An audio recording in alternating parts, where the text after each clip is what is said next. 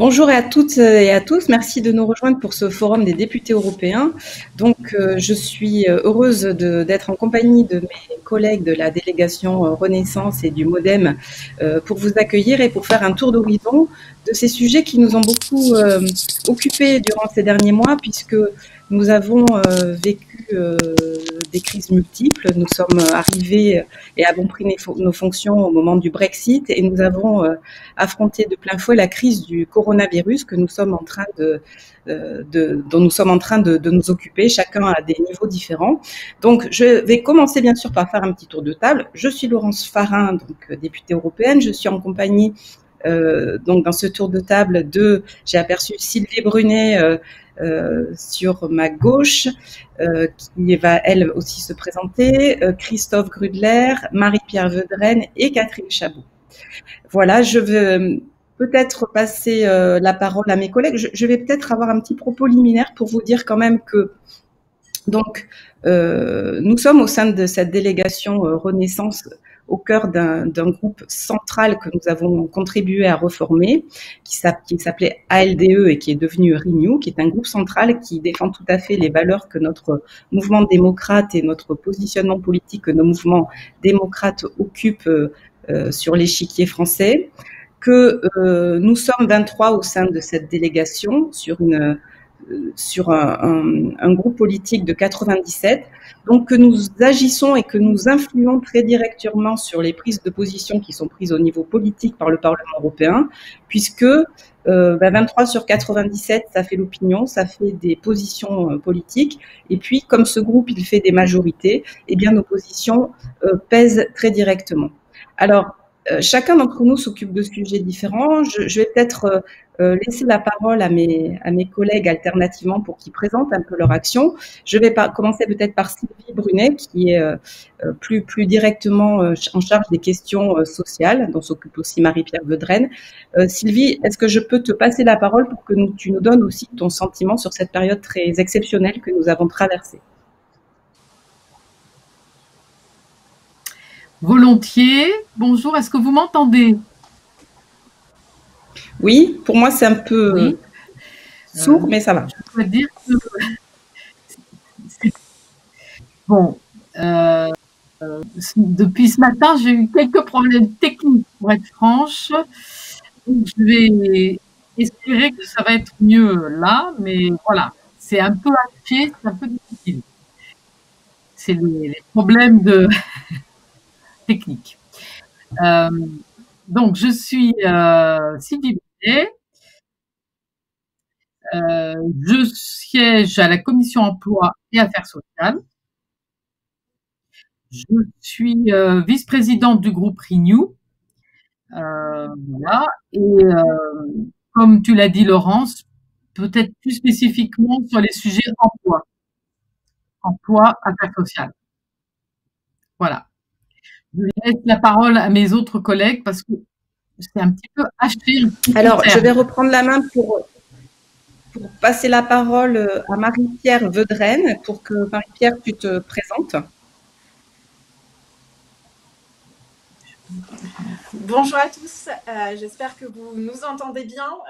Ravie de retrouver les 4 autres collègues du mouvement démocrate au sein de la délégation Renaissance. Donc moi, je siège dans la commission du commerce international. J'ai le plaisir d'avoir été élue vice-présidente de cette commission. Donc toutes les questions relatives à la mondialisation, des questions d'actualité, hier le Mercosur par exemple. Et puis, j'ai le plaisir d'être aussi avec Sylvie dans la commission emploi et enfin dans la commission pétition, qui est peu connue, mais qui pourtant a un rôle essentiel pour approcher l'Europe des citoyens.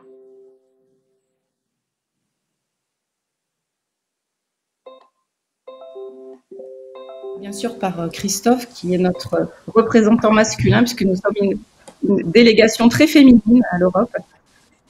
Catherine, à toi pour nous parler de tes sujets et de tes combats.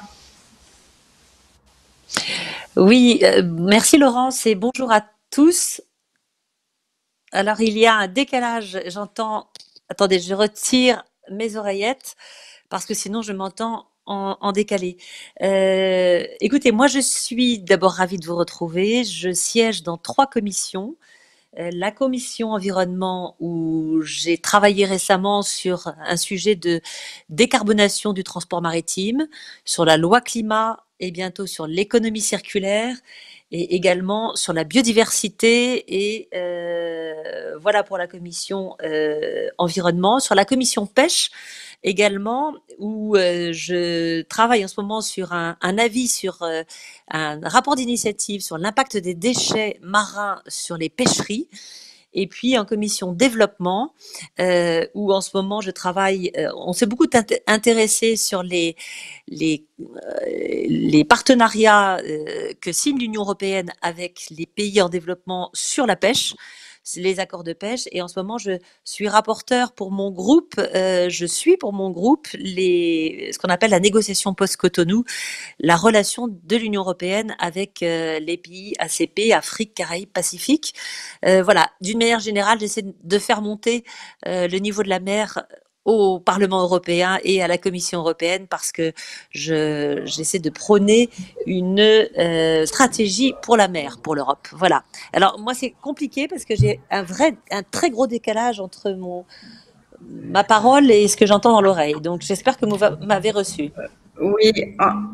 Alors en effet, je pense qu'on a tous plus ou moins des problèmes un peu techniques, mais quand même, on est très content de tenir ce e-Guidel et de parler d'Europe, même à distance, avec tous ceux qui nous auront rejoints ce soir. Ce soir, non, parce qu'on est à midi.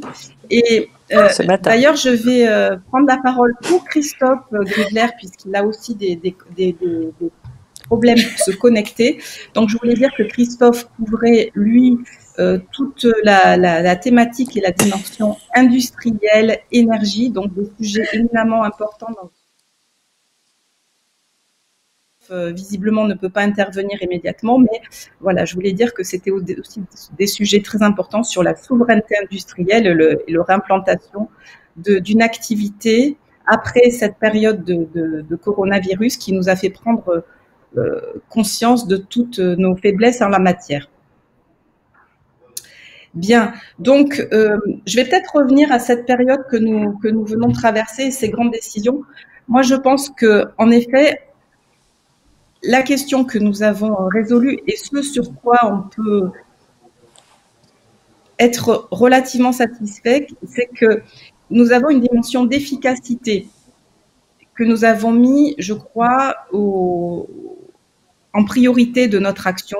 Comme je le disais en préambule, nous avons vraiment un rôle politique et dans ce moment de relance, nous avons pu porter la volonté de ce qui a été fait pour ce plan de relance, le Recovery Plan, qui a pu être décidé à l'échelle européenne par les 3 parties constituantes, que ce soit le Parlement qui a porté cette volonté, initiative relayée par l'Allemagne et la France, puis décidé par le Conseil européen et validé finalement. Donc ça, c'est un des grands succès dont on peut s'enorgueillir. Et maintenant, c'est vrai que nous avons l'argent de ce plan de relance, donc il va falloir faire des choses. Alors peut-être, je vais passer la parole à Marie-Pierre Vedrenne pour étoffer ce sujet sur la question de la souveraineté, puisqu'on a parlé de notre besoin de souveraineté au plan international, de souveraineté en matière d'échange, de souveraineté en matière d'autonomie industrielle, de santé, et avoir un peu ton sentiment sur ces questions. Merci beaucoup, Laurence.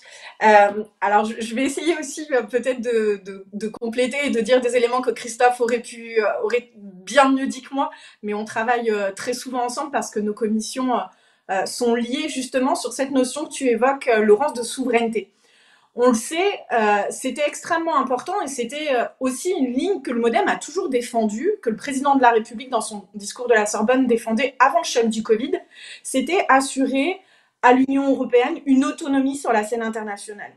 Et le choc du Covid nous a renforcés dans nos convictions. Il faut que l'Union européenne soit beaucoup plus unie pour pouvoir être beaucoup plus autonome sur la scène internationale. Donc c'est tout le travail qu'on doit mener, à la fois pour développer une politique industrielle en relocalisant certaines de nos industries, que ce soit sur le domaine de la santé, mais aussi sur le domaine de l'alimentation, Et il faut donc travailler sur une politique commerciale et une mondialisation qui soit juste, qui soit durable et qui soit loyale. Donc c'est tout le travail qu'on mène au Parlement européen et faire en sorte, comme je le disais aussi, d'embarquer véritablement tous les États membres sur cette position. Et c'est souvent ça qui est le plus difficile, et je crois qu'il faut le dire à nos auditeurs, parce que on a souvent, et on est souvent à l'avant-garde de la France sur des positions comme le fait de demander que l'accord de Paris soit une clause essentielle dans nos accords commerciaux. Mais l'enjeu, c'est de bâtir un capital politique suffisant pour embarquer tous les États membres sur cette position. Et c'est ça qui est souvent le plus long, en tout cas, dans la construction européenne. Il faut faire preuve de patience, il faut faire preuve de conviction. Et c'est ce que la délégation Renaissance, le groupe Renew défend. Il nous faut bâtir une autonomie stratégique européenne sur tous les sujets clés pour pouvoir justement ne pas être dépendant à la fois de la Chine et à la fois des États-Unis, parce que l'Union européenne, c'est une voix singulière sur la scène internationale, sur énormément de sujets. Vous avez dû suivre le discours d'Ursula von der Leyen cette semaine, le discours sur l'état de l'Union, où, par exemple, sur la question environnementale, la question de la transition écologique, elle a avancé le fait, et c'était déjà une ambition, et c'est encore plus prégnant maintenant, que l'Union européenne soit le premier continent neutre en émissions carbone. Donc on a un rôle clé à jouer à l'intérieur de l'Union européenne, et l'Union européenne a ensuite un rôle clé à jouer sur la scène internationale pour embarquer les partenaires pour atteindre ces objectifs. Donc c'est ce à quoi moi je m'emploie au sein de la Commission Commerce International, et je serais ravie à la suite des échanges, de revenir un peu plus justement sur les enjeux tels que les négociations avec le Mercosur, mais aussi tous les échanges qu'on peut avoir avec la Chine à l'heure actuelle, parce que j'ai la chance d'être rapporteur sur la Chine dans notre groupe. Et là aussi, il faut qu'on ait une position beaucoup plus unie pour pouvoir dire à la Chine de changer son comportement, que ce soit sur les questions de concurrence loyale et que ce soit aussi sur des engagements en matière climatique et de respect des droits de l'homme. Marie-Pierre, cette dernière point me permet de faire la transition sur, en effet, cette question des transitions, puisque au-delà de la reconstruction, de l'appui à notre économie qui est traité dans le cadre de ce plan de relance, il y a bien sûr cette notion de transition qui est au cœur des différentes politiques européennes sur lesquelles nous travaillons, que ce soit la transition numérique, mais aussi et surtout, je dirais, cette transition écologique qui a été très développée dans le discours sur l'état de l'Union d'Ursula von der Leyen, puisqu'elle a encore marqué une volonté et une ambition sur la transition avec cette étape 2030 qui a été rehaussée par rapport à la réduction de gaz à effet de serre. Et je crois que bon, la mieux placée pour parler de ces sujets, c'est Catherine Chabot, à qui bien sûr je vais passer la parole. Cette transition, elle doit donc irriguer toutes nos évolutions, tout notre plan de relance, que ce soit en matière industrielle, agricole et de soutien à la biodiversité, et dans nos politiques environnementales, et tu en as parlé bien sûr dans nos futures relations commerciales et d'échange. Donc, Catherine, je te passe la parole sur ce sujet. Oui, alors merci Laurence. Je retire mes oreillettes. Il faudra me faire signe pour arrêter de parler parce que je ne vous entendrai plus, ou sinon j'ai vraiment ce décalage. Alors, il y a une chose qui est importante à savoir, c'est que l'Union européenne s'était donné un cap avec le Green Deal avant la crise du Covid, l'objectif étant d'atteindre la neutralité carbone en 2050, et avec des objectifs intermédiaires. C'est tout l'enjeu de la loi climat sur laquelle nous travaillons à l'heure actuelle, avec un objectif pour 2030 de réduction des émissions de gaz à effet de serre que la Commission essaie de fixer à 55%, que nous demandions à 60% dans la Commission environnement. La crise du Covid, finalement, avec l'arrivée donc du plan de relance, et j'allais presque dire une opportunité pour accélérer la transition écologique, parce que le plan de relance va permettre finalement de financer des innovations pour la transition dans tous les secteurs. Alors celui que je connais mieux, c'est le secteur maritime, où on vient de travailler sur un texte législatif avec une ambition de réduction des émissions de gaz à effet de serre, enfin de CO2 de 40% d'ici 2030, avec aussi l'inclusion du transport maritime dans ce qu'on appelle le marché du carbone et ce qu'on appelle l'ETS en anglais, et qui devrait permettre d'abonder aux ressources propres que l'Europe pourrait se donner. En tous les cas, c'est ce que pousse le Parlement européen, que l'Europe demain puisse rembourser sa dette grâce à ses ressources propres. Et donc le marché du carbone en fera partie.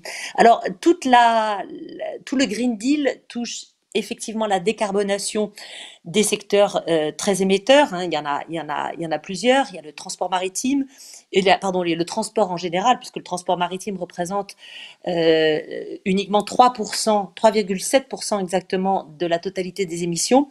Mais le transport représente 30%. Si on conjugue transport routier très émetteur, le transport routier, c'est 72% des émissions de tous les moyens de transport. Donc le transport, le bâtiment est très émetteur, bien évidemment, l'agriculture et l'énergie. Et donc le Green Deal a pour objectif vise la réduction des émissions dans tous ces secteurs. Le Green Deal s'intéresse aussi à la reconquête de la biodiversité. Alors sur les sujets aussi sur lesquels je pousse, l'objectif c'est de ne pas parler que des forêts. Pour moi, c'est aussi d'investir dans ce qu'on appelle le blue carbone, puisque les écosystèmes marins et côtiers participent à l'absorption du carbone et en même temps fournissent la moitié de l'oxygène de l'atmosphère. Et puis la transition, c'est aussi l'économie circulaire sur laquelle nous allons travailler. Alors je pourrais développer tout ça encore longuement. Elle doit se décliner dans tous les compartiments du jeu, y compris dans le commerce qu'évoquait Marie-Pierre tout à l'heure, mais également moi en commission développement. Il s'agit d'avoir une transposition, une déclinaison de notre Green Deal dans nos relations futures avec les pays en développement. Et ça, on s'attache vraiment à pousser ces sujets-là. Voilà, je pourrais développer longuement, mais éventuellement, peut-être je pourrais répondre tout à l'heure aux questions.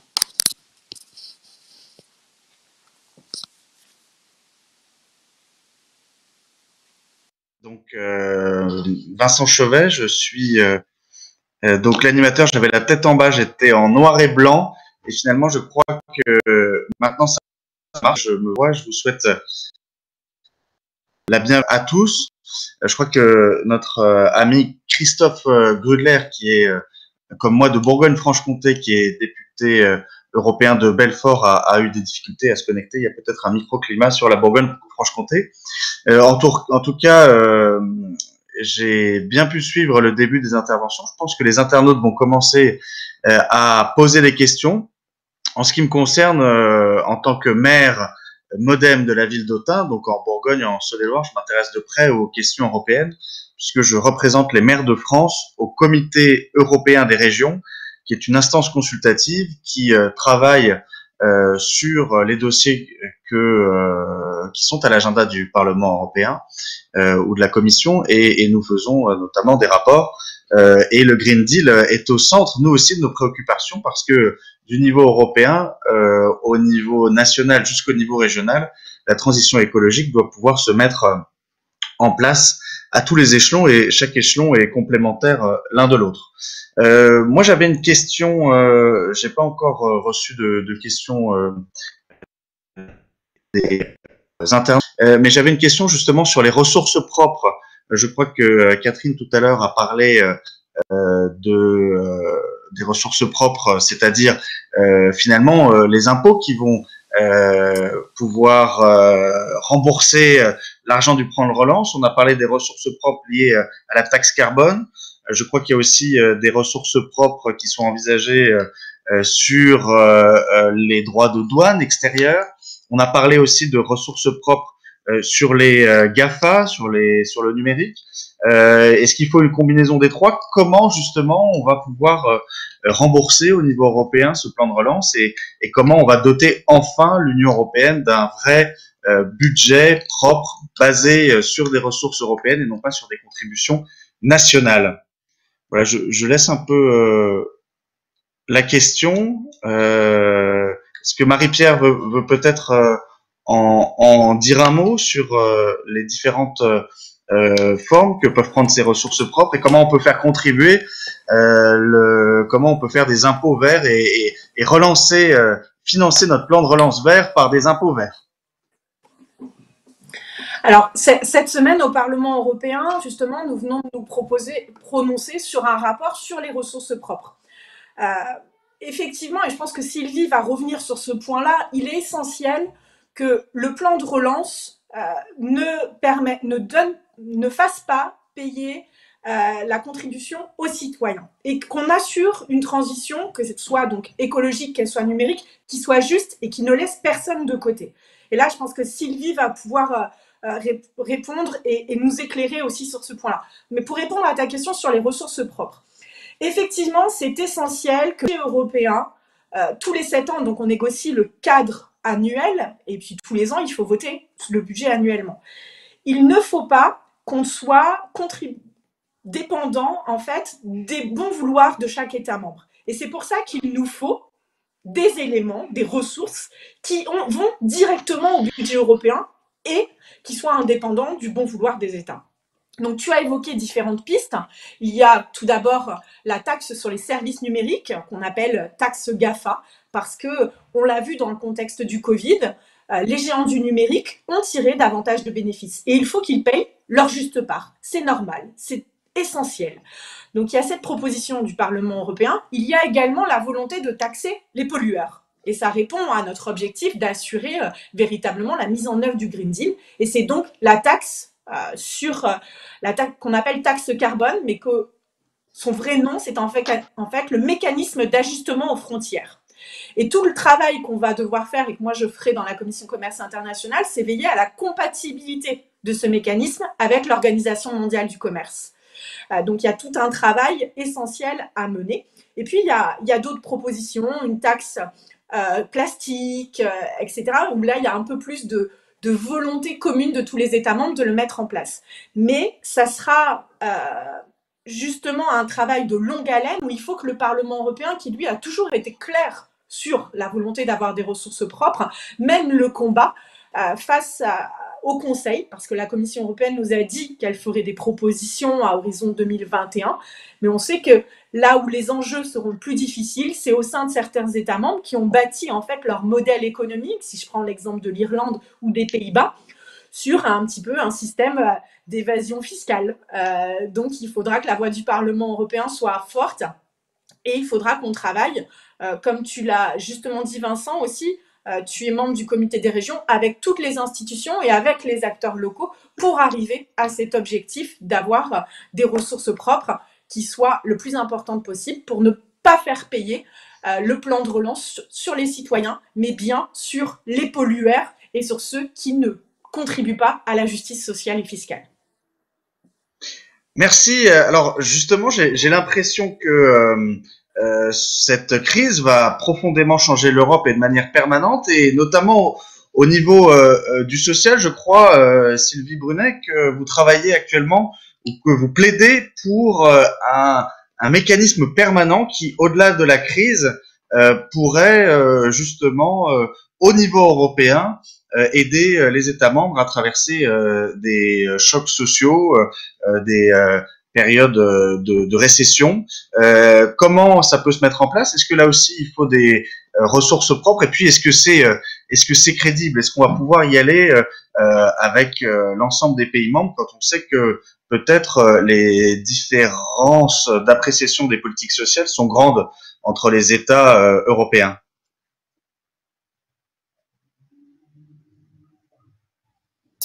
Oui, je dirais que, indépendamment de cette crise majeure, voilà, qui depuis quelques mois bouleverse le monde entier, nous avions déjà des axes forts sur l'Europe sociale. D'ailleurs, dans le discours de l'Union, Ursula von der Leyen l'a rappelé. Alors, quand on parle de transition écologique, digitale, on ne doit pas oublier le volet social, l'emploi, les compétences, Moi, je dirais que je travaille plus particulièrement en ce moment sur plusieurs sujets majeurs. L'aide aux plus démunis, puisque dans le cadre des budgets que nous votons, nous devons nous battre pour qu'on garantisse un niveau suffisant d'aide aux plus démunis, notamment l'aide alimentaire. Un tiers de l'aide alimentaire en France est financé par des fonds européens. Avec cette crise pandémique, on a à peu près 30% d'augmentation de la demande d'aide alimentaire. Donc, c'est un sujet sur lequel il faut être très vigilant, quantitativement et qualitativement. Donc, ça, c'est un premier axe pour moi vraiment important. Je suis en contact permanent avec les associations qui gèrent ces fonds, Restos du Cœur, Banque Alimentaire, Secours Populaire et Orange.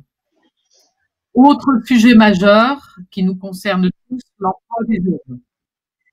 Alors, vous savez peut-être aussi que l'Europe, depuis des décennies, notamment depuis la crise de 2009, s'est beaucoup engagée sur le sujet de l'emploi des jeunes, avec la garantie jeunesse, que nous souhaitons augmenter, mais aussi en améliorer le fonctionnement, permettre des SAS pour les jeunes qui arrivent sur le marché de l'emploi jusqu'au premier emploi. Et je crois que, indépendamment des fonds européens, il y a tous les champs qu'on peut faire avec les autres pays. Nous sommes tous concernés par ce sujet, confrontés au problème. Et je pense que les bonnes idées qu'on va prendre en Allemagne ou en Italie ou dans d'autres pays ou en Autriche sur ce qu'ils font sur l'emploi des jeunes sont intéressantes à recueillir pour nous. Donc, le sujet de l'emploi des jeunes, garantie jeunesse, les compétences, on a des compétences, le corps européen de solidarité, qui est destiné aussi à des plus jeunes et qui est important et intéressant, c'est aussi un sujet majeur. Et enfin, nous devons continuer à lutter contre le dumping social en Europe. C'est un vrai sujet. Nous avons un marché intérieur avec l'Europe. C'est un marché important, mais où il y a une mobilité, même si la Covid-19 a mis un peu un coup d'arrêt à cette mobilité. On a quand même les travailleurs saisonniers, on a les travailleurs frontaliers. Il faut être vigilant sur les règles sociales que nous mettons en place au niveau européen pour éviter ce dumping social. D'où un travail imminent sur le salaire minimum dans les pays où il n'y en a pas. On doit arriver à une convergence sociale et à être exemplaire sur les sujets sociaux. Voilà en quelques points ce que je voulais dire sur ce sujet social qu'il ne faut pas qu'on oublie dans la transition, notamment, et Laurence en parlera sûrement, du fonds de transition juste, destiné à accompagner les travailleurs en termes de formation, là où on va devoir transformer des appareils de production sur des centrales à charbon ou sur d'autres sites de production. Merci. Alors, Laurent, justement, est-ce que tu travailles aussi particulièrement sur ce fonds d'ajustement et sur l'impact sur les territoires des mutations économiques et de la crise? Est-ce qu'on peut aller plus loin? Je crois que j'ai aperçu tout à l'heure Christophe Grudler, le député de Belfort, qui est apparu. Il doit être très content que le lion de Belfort ait été désigné comme monument préféré des Français, mais je ne le vois plus à l'écran. Et il pourra peut-être aussi élaborer sur ce point quand il reviendra en ligne. Laurence. Oui, sur ce point, ça rejoint un peu ce que je disais en introduction sur l'obligation d'efficacité des politiques européennes. Et parmi les politiques efficaces de l'Europe, il y a bien sûr tout ce qui constitue les fonds structurels et les fonds régionaux. On l'a vu au début de la crise, c'est une rallonge budgétaire très importante sur les fonds régionaux de 37 milliards qui a été réallouée pour faire face aux premiers effets de la crise. Donc cet argent, il est arrivé dans les régions et il a été réinvesti sur des achats de première nécessité. à ce sujet et on peut ouvrir le débat. On a vu qu'il y a toujours cette difficulté pour les régions d'être très transparentes et de démontrer comment l'action de l'Europe se concrétise. C'est un sujet que nous avons et que nous débattons très régulièrement. Deuxième point sur cette question des fonds régionaux et des fonds structurels, c'est quand même le deuxième budget de l'Europe après la PAC. Et il va être également fortement mis à contribution dans le cadre du plan de relance, puisque en effet, il y a tout un volet du plan de relance qui s'appelle REACT-EU, qui est doté à hauteur de 47,7 milliards, qui va être fait de fonds structurels.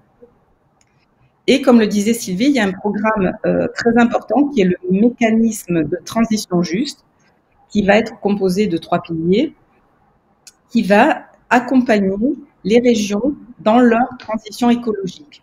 Donc, nous sommes en train de finaliser le sujet sur le fonds de transition juste qui porte sur la transition des compétences et l'évolution des compétences.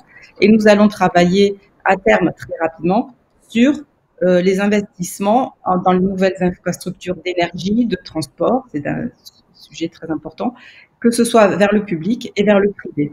Mais en effet, Christophe pourra étoffer le propos sur ce sujet. Et voilà, donc cette question des fonds régionaux et des fonds structurels sur lesquels nous travaillons sur les règlements actuellement va être tout à fait clé. Et on sait que là, on a encore une question et qui va être, je pense, largement débattue dans les élections régionales qui vont s'amorcer, c'est cette efficacité, concrétisation des fonds régionaux au plus près des citoyens. Merci, effectivement, c'est tout à fait vrai. Je ne sais pas si Christophe nous a rejoint. Je l'avais vu pendant le déconfinement tweeté que certaines régions, dont d'autres régions pouvaient bénéficier des fonds de l'Union européenne, mais rarement remercier l'Europe ou les fonds européens pour cette action, et en fait s'attribuer la paternité de plans de relance, ou en tout cas d'investissements importants, qui en fait viennent de mesures votées au niveau européen. Est-ce que Christophe est encore dans l'euphorie de la victoire du Lion de Belfort? Je sais que il est également attentif à des sujets d'avenir sur nos territoires qui sont importants, notamment le ferroviaire. C'est un sujet sur lequel l'Union européenne a son mot à dire et qui, dans nos territoires, a vraiment impact sur le développement et sur la transition énergétique.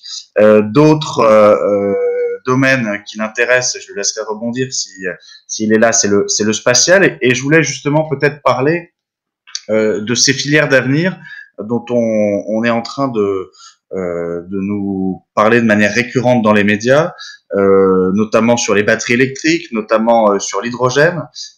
Est-ce que le plan de relance va être, et le plan de relance européen va être l'occasion de créer de nouveaux champions industriels à l'échelle européenne pour justement asseoir notre souveraineté technologique et redonner de l'emploi, relocaliser des emplois dans nos territoires, des emplois qu'on avait peut-être laissé partir sur des filières qui s'étaient développées à l'extérieur de nos frontières européennes. Peut-être Sylvie Brunet sur ce sujet.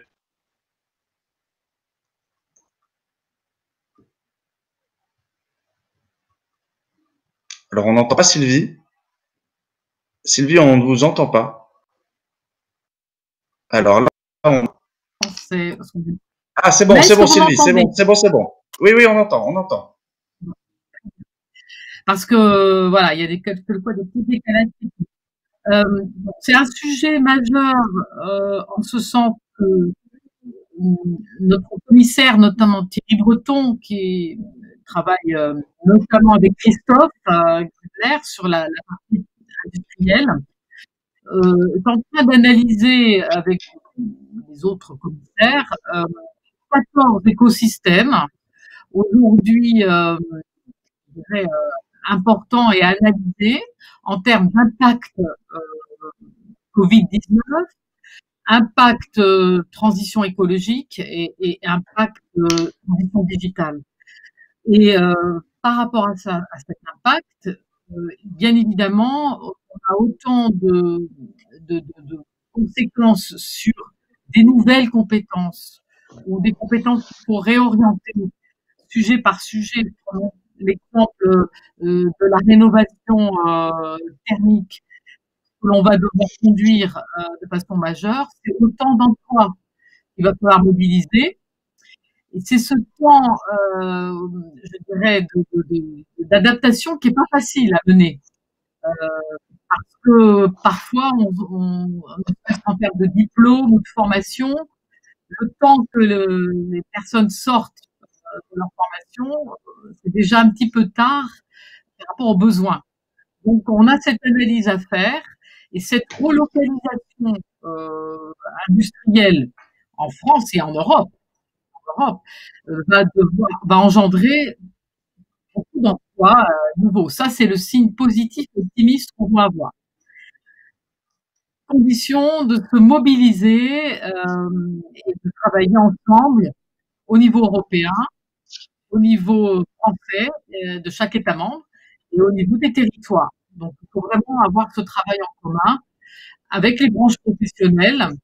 J'ai par exemple eu un échange avec Business Europe, ce sont la représentation des employeurs en Europe qui travaillent sur ce sujet avec les syndicats salariés aussi pour amorcer cette transition en termes d'emploi.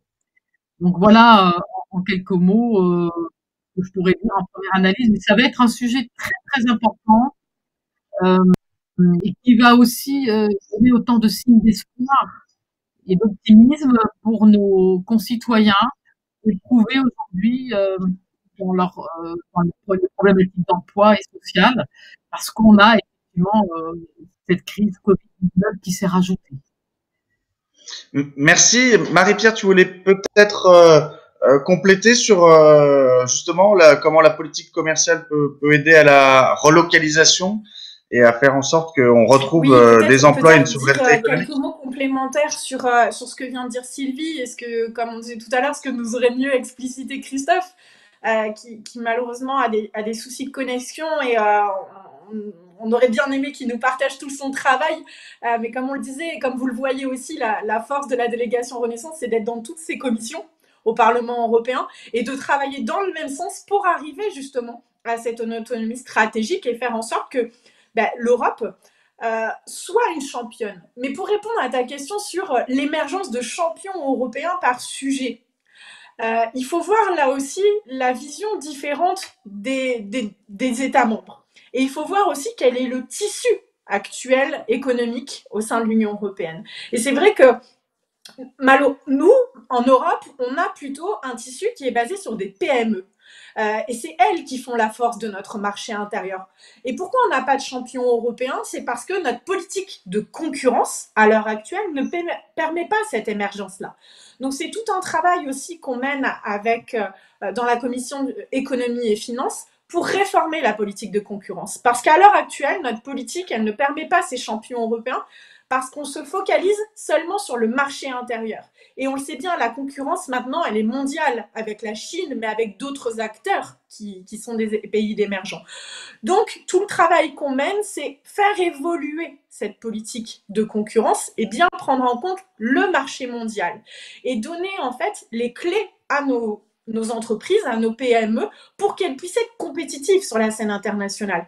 C'est pour ça que, par exemple, à l'heure actuelle, la Commission européenne a lancé un livre blanc sur le contrôle des subventions étrangères et comment elles impactent notre marché intérieur.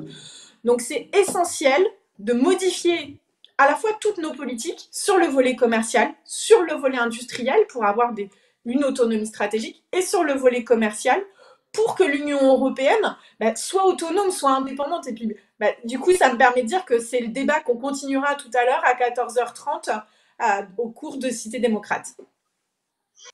Merci. Catherine Chabot voulait peut-être aussi rajouter sur la filière industrielle, mais version maritime, comment on peut là aussi tirer profit et anticiper un développement des filières industrielles du maritime. Oui, merci. Effectivement, c'est dommage que Christophe ne soit pas avec nous. Il aurait évoqué les 14 filières qui touchent. Alors, c'est amusant parce qu'en fait, il n'y en a pas une seule qui soit maritime, mais elles le sont toutes au passage. Les 14 filières identifiées par le commissaire Thierry Breton pour une relance industrielle européenne et qui concernent aussi bien le tourisme, le numérique que la santé, l'agroalimentaire ou l'aérospatiale et la défense. Concernant le maritime que je connais un peu mieux, en fin de compte, on pourrait tout à fait imaginer, et ça fait partie des sujets que je pousse, pour que demain émergent des projets industriels pan-européens. Je prends l'exemple de la construction maritime. Aujourd'hui, les cargos ils sont plutôt construits en Asie. On ne construit en Europe plutôt que enfin surtout en France en tous les cas, des paquebots. Il y a plus de numérique, il y a un peu plus de complexité dans ces navires-là et qui sont construits plutôt en Europe, qui a le savoir-faire. Demain, on pourrait éventuellement voir émerger en Europe, et ça va être le cas, des navires de transport maritime d'une nouvelle génération, beaucoup plus vertueux en matière d'écologie. Et j'évoque par exemple volontiers le projet Canopée, qui demain devra transporter les pièces, les différentes parties de la fusée Ariane 6. Et ce navire sera à la fois propulsé par du gaz, qui est une énergie de transition pour le transport maritime, comparé au fuel lourd, mais également par des ailes de propulsion, des ailes rigides de propulsion.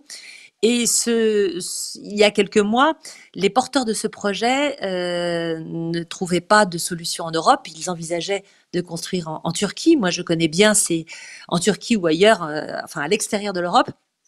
Alors que typiquement, c'est un projet qui pouvait être construit en Europe. Moi, je les ai beaucoup poussés à essayer de trouver plutôt, à s'orienter vers éventuellement un maillage de différents sous-traitants, enfin les constructeurs européens. Et aujourd'hui, ils vont bientôt signer la construction de ce bateau, donc qui est conçu en France, qui sera probablement aussi construit par un chantier néerlandais, mais construit en Pologne, avec des sous-traitants en Allemagne, etc. et en France. Donc, moi, ce que je crois vraiment, c'est que ce plan de relance industrielle, et ça répond à la souveraineté qu'on évoquait tout à l'heure, à la recherche de souveraineté qu'on évoquait tout à l'heure, c'est que pour financer, pour voir émerger au niveau européen des projets vertueux, on peut véritablement avoir une stratégie pan-européenne, je pense qu'en tous les cas sur les grands projets industriels comme ceux du maritime. Voilà un exemple. Merci Catherine, et justement peut-être l'occasion de parler d'un enjeu actuel sur lequel vous êtes positionné et sur lequel vous travaillez également à différents titres, c'est la Méditerranée. L'Europe, c'est aussi la Méditerranée, avec depuis quelques années une interpellation de l'Union européenne par rapport à la crise migratoire. On entend moins parler de la crise migratoire actuellement. Est-ce que la crise sanitaire a éclipsé la crise migratoire? Et puis également, mais je crois que ce sera davantage développé dans l'atelier suivant, les relations de l'Union européenne avec ses voisins proches, et notamment la Turquie, qui vient de citer comme potentiel concurrent industriel. Mais quel rôle joue aujourd'hui la Méditerranée dans les politiques européennes, et est-ce que c'est aussi et c'est toujours au cœur des enjeux, ou est-ce que la crise sanitaire a un peu éclipsé la crise migratoire et les enjeux géostratégiques de cet endroit? Peut-être Catherine. Ah, Christophe est revenu. Est-ce que si Christophe nous entend, qu'il a le son et l'image, il peut peut-être, avant de peut-être réévoquer la Méditerranée, s'il a réussi à nous suivre, indiquer justement, citer ces fameux 14 filières industrielles. Qu'est-ce que c'est, ces 14 filières industrielles identifiées par Thierry Breton, et comment l'Union européenne compte les relancer? Salut Christophe. Bonjour Vincent, vous m'entendez bien? C'est bon. Vous m'entendez pas? Bon, c'est bon. Je suis désolé, bon. on a vraiment de grosses difficultés de connexion son, ça, l'image, ça allait. Pour faire plaisir à Vincent, j'ai le Lion de Belfort derrière moi, donc je me suis dit que ça lui plaira. Le monument préféré des Français depuis hier soir. Donc, merci à Stéphane Bern et aux gens qui ont voté. Donc, alors, les 14 écosystèmes. Donc, moi, je m'occupe au niveau du Parlement européen de la commission ITRE. Donc, je suis vice-coordinateur de cette commission. C'est industrie, recherche, énergie. Et donc, on a travaillé notamment avec Thierry Breton sur la question de ce plan de relance européen qui s'articule autour des 14 écosystèmes. Alors, les 14 écosystèmes, ça représente à peu près 60% de la valeur ajoutée du PIB de l'Union européenne. Hein, et donc, il y a pratiquement tous les thèmes qui sont dedans. C'est l'industrie dans le sens anglo-saxon du terme.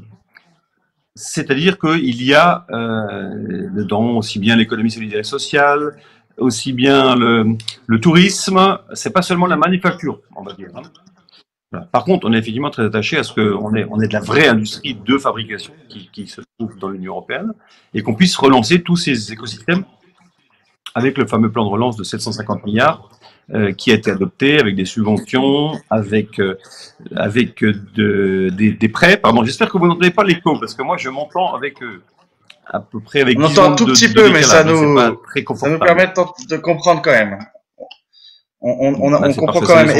Alors voilà, donc il y a un plan de réparation sur ces écosystèmes, donc permettre de revenir au niveau d'avant la crise, et puis après il y a un plan de reconquête. Et sur ce plan de reconquête, eh ben, c'est de l'aide à l'investissement, avec là des objectifs climatiques. Hein. Le plan de relance, il est vert, il est numérique, il est inclusif. Et quand je dis inclusif, c'est bien sûr pour la partie sociale qu'évoque Sylvie, mais c'est également pour la partie régionale. Il faut laisser de côté aucun travailleur et aucune région. Donc, c'est pour ça qu'il y a cette volonté d'être inclusif sur le plan de relance. Et puis également, il est stratégique. C'est-à-dire que tout ça, ça correspond à une nouvelle donne au niveau de l'industrie européenne.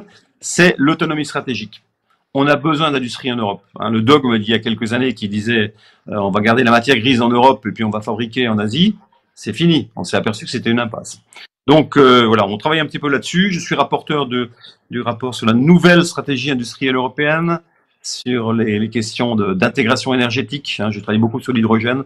Je travaille beaucoup sur tout type d'énergie en général.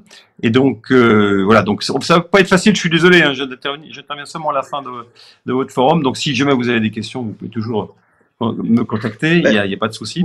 Mais voilà à peu près les dossiers sur lesquels j'interviens avec la défense et les affaires étrangères. J'ai une question, Christophe, parce que tu viens justement de Belfort et de la Bourgogne-Franche-Comté, une région très industrielle. Comment les députés européens peuvent aussi défendre leur territoire, défendre leur région dans leur travail à Bruxelles, notamment au niveau industriel? Est-ce que il y a des leviers pour faire en sorte que les filières dont tu parles, les écosystèmes dont tu parles, eh bien, ils se développent ou ils soient soutenus, particulièrement dans les territoires qui sont vos terres d'élection ou vos terres de résidence, que ce soit sur la Bourgogne-Franche-Comté ou que ce soit sur d'autres territoires que représente de manière d'ailleurs assez homogène notre délégation, Madame Christophe.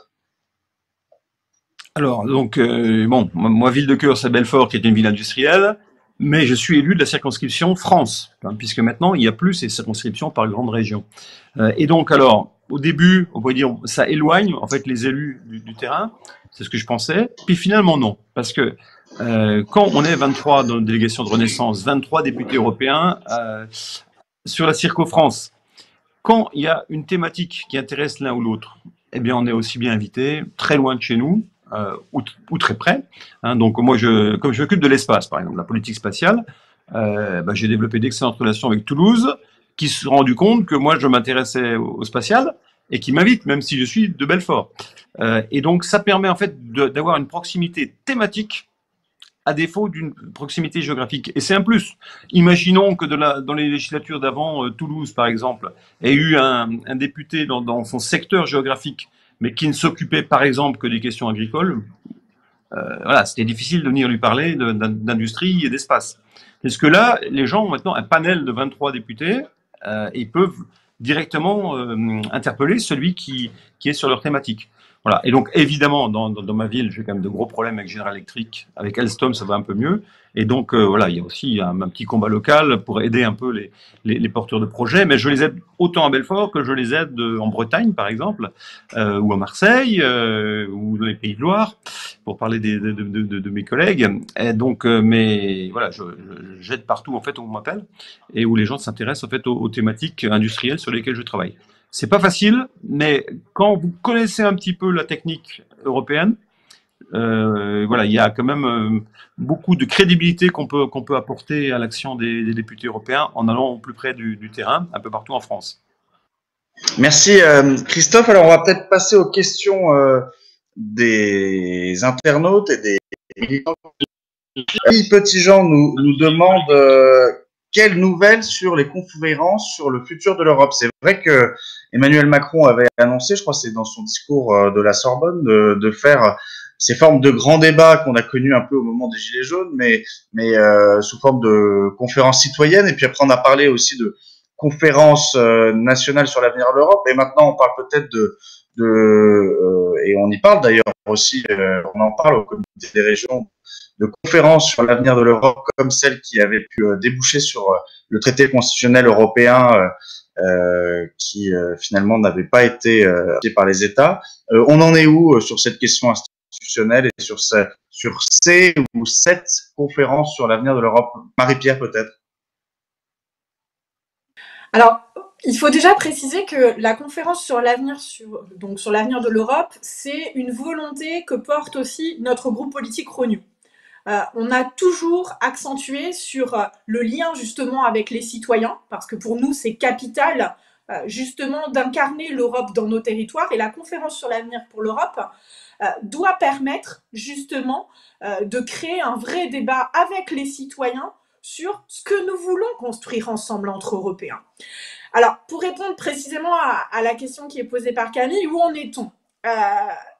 C'était une priorité affichée avant le Covid-19. Ursula von der Leyen en a reparlé très très brièvement dans son discours sur l'état de l'Union quand elle a évoqué l'Europe de la santé.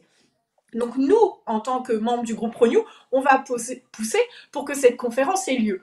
Mais l'enjeu, c'est comment elle va avoir lieu et qu'est-ce qu'il en ressort. Parce que Vincent, tu évoquais les consultations qui ont eu lieu juste avant les élections européennes, qui ont permis à des partis tels que les nôtres de bâtir notre programme pour les élections européennes. Mais derrière, il faut savoir sur ce quoi ça va déboucher, et comment les citoyens, comment les associations aussi vont être impliqués dans la conférence sur l'avenir de l'Europe. Et là, nous, notre vision est très claire. On veut que la conférence sur l'avenir sur l'Europe implique pleinement les citoyens. On aimerait et on a poussé depuis le début de notre mandat pour que Guy Verhofstadt, qui est membre de notre groupe politique, puisse être la personne qui incarne aussi la conférence sur l'avenir pour l'Europe. Et ce qu'on dit aussi, c'est que au travers de cette conférence, il ne doit pas y avoir de tabou, il ne doit pas y avoir de totem. Si la conférence sur l'avenir de l'Europe arrive et propose une modification des traités, ben, il faut le porter. Mais derrière, ça veut véritablement dire, comme je le disais, quelle Europe nous voulons bâtir ensemble. Est-ce qu'on veut que le domaine de la santé, comme on l'a vu avec le choc du Covid, soit une compétence de l'Union européenne ? Est-ce qu'on veut faire en sorte, Ursula von der Leyen en a parlé, que la majorité qualifiée soit véritablement maintenant un principe ? C'est tout ça où il faut qu'on ait des positions claires pour bâtir cette Europe de l'avenir.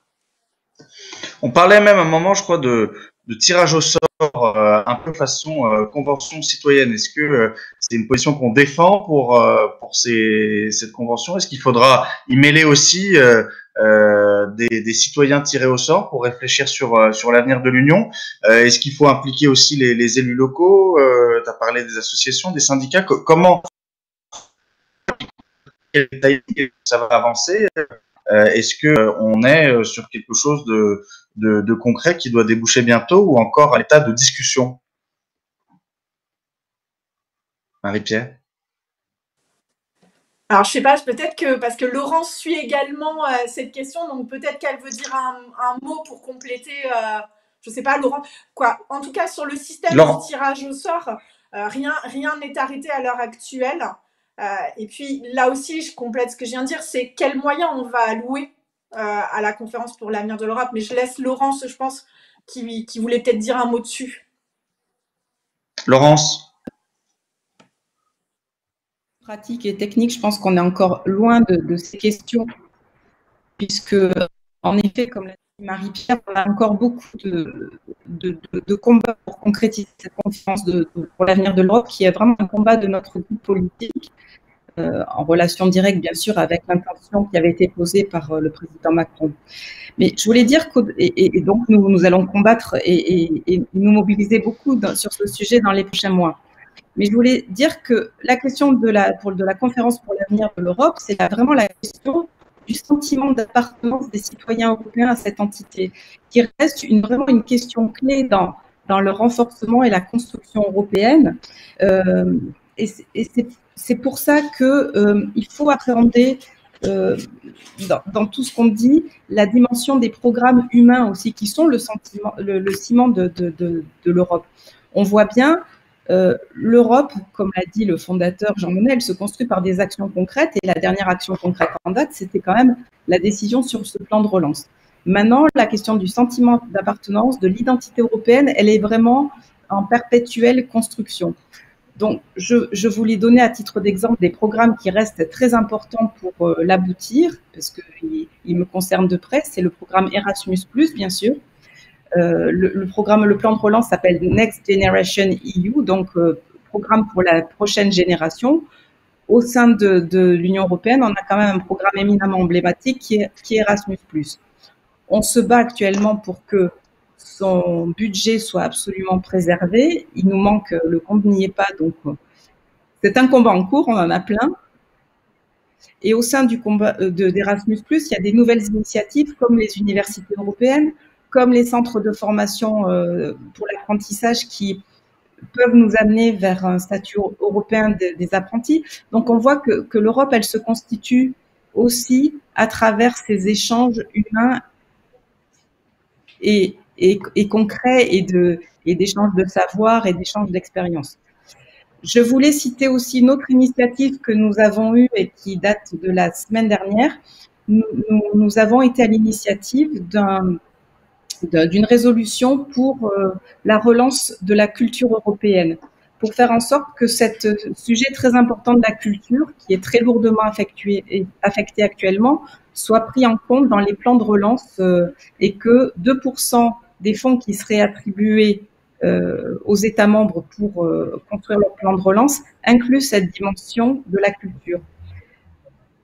On a aussi dit dans cette résolution, ça a été voté, que ce volet culturel devrait absolument être intégré dans la conférence pour l'avenir de l'Europe. Voilà, donc il y a cette dimension institutionnelle. Comment se construira la conférence pour l'avenir de l'Europe? C'est à construire, en effet. Et puis, il y a le renforcement de ces programmes humains et de relations qui sont aussi tout à fait clés dans le renforcement de l'appartenance et du sentiment d'appartenance des citoyens à l'Europe.